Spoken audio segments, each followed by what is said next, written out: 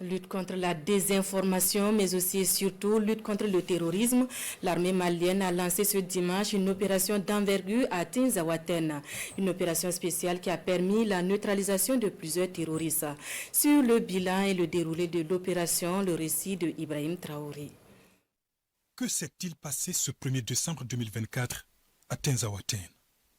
Au petit matin, plusieurs leaders terroristes se donnent rendez-vous pour une réunion.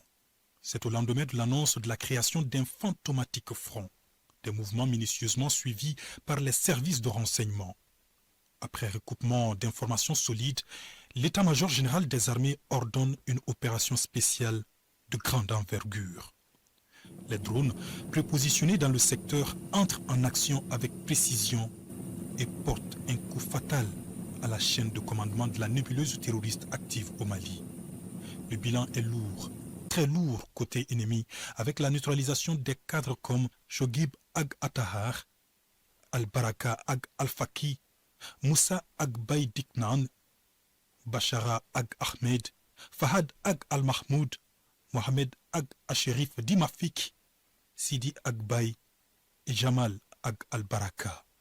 À Tinzaouaten, localité située à 200 km au nord de Kidal, à la frontière algérienne, les terroristes se croient être maîtres des lieux. Ils s'y retrouvent très souvent pour la planification de leurs actions néfastes à la sécurité de la région.